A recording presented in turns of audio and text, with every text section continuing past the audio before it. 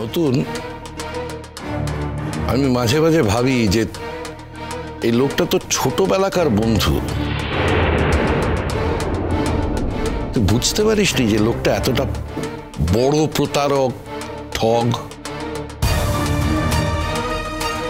না না, তুমি তো বাইরে থেকে দেখে কথাটা বলছো। হ্যাঁ, আমি বাইরে থেকে দেখেই বলছি, আমার ভেতরে ঢোকার কোনো দরকার নেই।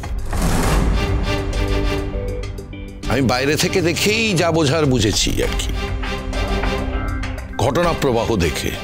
এই যেমন তোমরা এই নতুন আর কমলিনীকে নিয়ে বাইরে থেকে যেসব দেখে ভাবো এবং ভেবে ফেলো, ঠিক করে ফেলো, ওই রকমই আর কি। তোমাদের যদি এতে কাজ চলে যায় তাহলে আমার আর ভেতরে ঢোকার দরকার পড়ে না আর কি। সত্যি আমার মেয়েটার জীবনটাকে একেবারে ছারখার করে দিল। না, তা কেন বলছেন মেসোমশাই? কমলিনীর জীবনটা ছারখার হলো কোথায়? চন্দ্র যখন বাড়ি ছেড়ে চলে গিয়েছিল তখন তো নতুনই সব দেখভাল করেছে। এখন তো চন্দ্র একেবারেই জীবন থেকে সরে গেল, এখন নিশ্চয়ই নতুনই দেখাশোনা করবে, তাই না? অফকোর্স, আলবাদ দেখবো, এটা নিয়ে কোনো সন্দেহ আছে না। আমি কি বলেছি নাকি আমার সন্দেহ আছে? আমি তো এই সন্দেহ থেকে অনেক কাল আগেই অনেক ঊর্ধ্বে উঠে গেছি। আমি কোনো পুতুল নই অনন্যাদি, আমাকে কারুর দেখার প্রয়োজন হবে না। সে কি, তোমাকে এতগুলো বছর ধরে তো নতুন দাই দেখে এলেন, মানে সেটা তো আমরা সবাই চোখে দেখেছি। শুধু আমাকে কেন, এত বছর ধরে তো নতুন ঠাকুরপো আমার পুরো পরিবারকেই দেখেছে।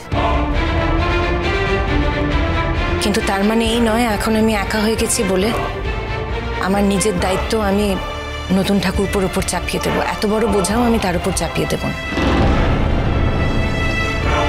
কাকে যে তুমি বোঝা বলো আমি বুঝতে পারি না কমলিনী।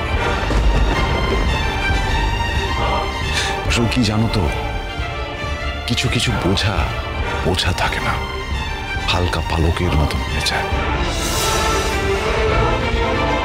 আর কোনো কোনো মানুষ আছে সেই পালক তার গায়ে পড়ার জন্য মুখিয়ে থাকে, অপেক্ষা করে থাকে সেই পালকটার জন্য।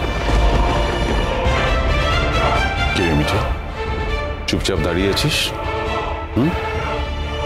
না, তোমরা এত কথা বলছো সবাই, আমি না বরং ছবিগুলো তুলি। হ্যাঁ হ্যাঁ, ঠিক ঠিক ঠিক, ছবি তোলা হয়নি তো, এই সব কিছু রিমাইন্ড করতে হবে নাকি? পারবো না কিন্তু। হ্যাঁ, তুই একটা ভালো ছবি তুলে দিতে আমাদেরকে, একটু ভালো ফ্রেম দেখে সুন্দর ছবি তুলে দে। তুল তুল তুল তুল, ভালো করে তুল।